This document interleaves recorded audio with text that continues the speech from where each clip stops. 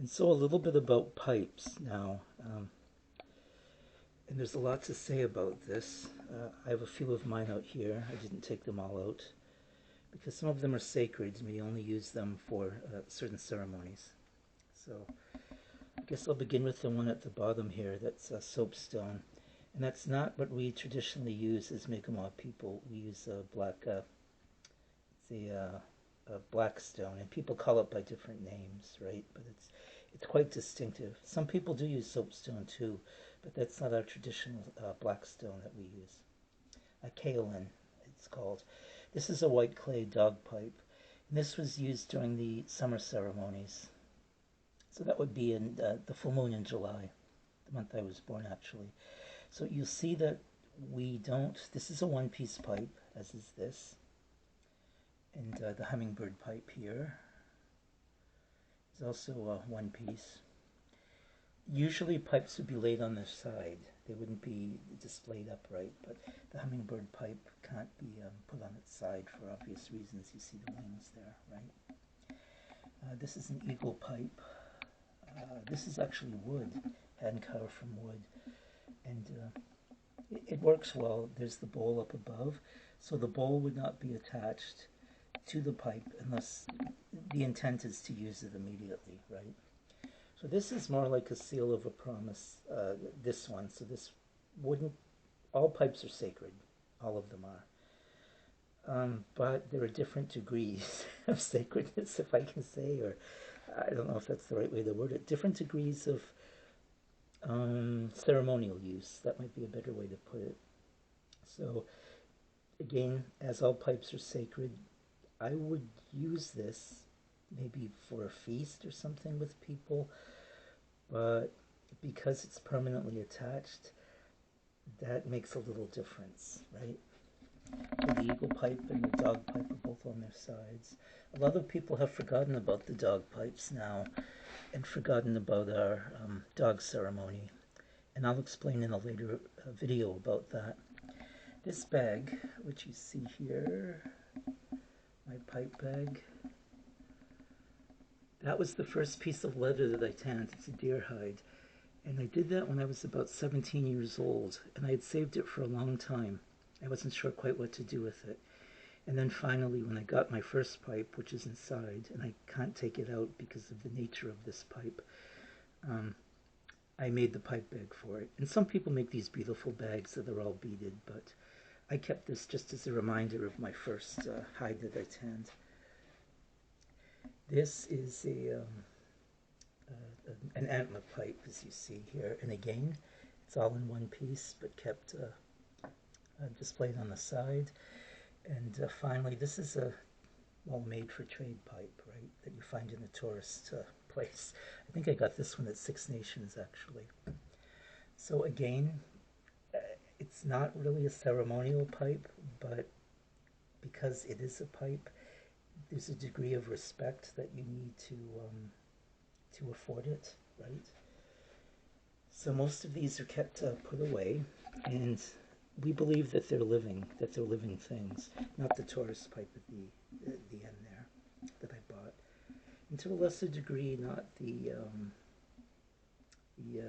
antler pipe, the tip of the antler there, but the others are all kept in their own separate bags, their homes, their beds, we would say, and then we would take them out periodically and feast them, usually during the full moon.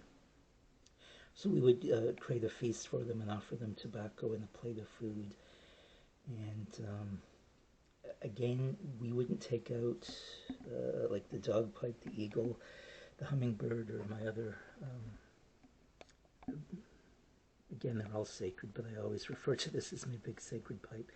We wouldn't take them out unless we have the intent to use them, right? So, and as usual, as with medicines, you can't touch any alcohol or drugs, or including marijuana, for 4 days before or 4 days after. And it's better if you fast too for a little bit. And speaking of fasting, that's how I got my first pipe here, this one. I was fasting in, that was my, I think it was my third fast, and that was at the, outside the petroglyphs in Ontario.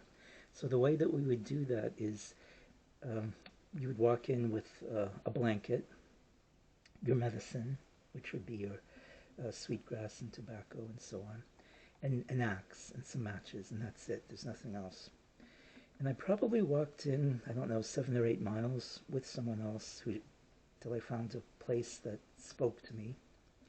And I found some old carving in the rocks there that had been, there was carvings, there was a thunderbird, and there was also a place where people had ground corn, and you could tell by the shallows in the rock that this was a place, and there were 4 or 5 of them, so it was a place where people had come regularly over a long time to grind their corn. So I chose that for my fasting place. And the person then would leave, and I stayed there for 4 days and nights by myself, and nothing can pass your lips, so no food, no water, and no words either. And then you begin to face your fears. You know, you're alone in the middle of the woods, 7 or 8 miles from, and it was a lot further in than that. That's just from the nearest little place. And you hear the wolves howl and the coyotes, and you hear things moving around, and everything seems bigger at night, right? When you're by yourself. But you learn to kind of confront those fears too, if anyone can, and to live with them, and to sit up to keep your fire going. That's why you bring the axe, so you can chop wood. You can't leave your fast area. You have to stay within that circle. Some people make a circle with tobacco, and I didn't do that exactly. I had a place where I offered tobacco, but I didn't make a big tobacco circle. Some fasts I've heard of people going on are more like, I would call them camping trips. I guess it's a good introduction if you don't know anything about it. And what they do is they would go somewhere, a van picks them up and drives them out somewhere. And they bring a tent and they have a sleeping bag and they drink cedar tea, even though to me that would not be allowed because it's liquid, right? But they would call that medicine. And then they would only really, they could talk quietly and interact with each other. And there might be 10 people there, more than that. And then for maybe 2 hours of the day, they just go off by themselves and kind of meditate. But then they come back and they're all together. To me, that's not really a fast. Again, as I've said, it's a camping trip. But if it's a way to introduce someone to what I would call a real fast by yourself for 4 days and nights with nothing passing your lips, food, water, or words, maybe that's a good introduction, I guess. So on the 4th day, I was led out by the person who brought me in. He came to get me, and I was given water and something to eat, some corn cakes, and I sat and we smoked our pipe with our traditional tobacco. And you're not supposed to talk about what happened there. It's like your medicine pouch. It's something that's sacred, and it's between you and the spirit world and the Creator. And that's part of your power. You don't give that up, and you don't tell people about it. You don't talk about it. So this is a small introduction to pipes, what they are, their meaning. It's how we communicate with the spirit world too, and how we pray, and how we, you could be giving thanks for something, a lot of things like that. So when you're there, sometimes I remember when I was going out, I looked up and I saw some tobacco ties tied up in the tree. Some people do that. And well, I did that too. I'm not giving away anything by saying that.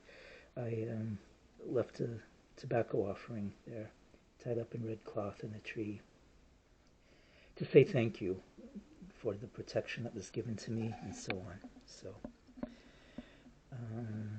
what was I going to say? Oh, yes. We'll talk later about the dog ceremony and what happened with that and the dog pipes.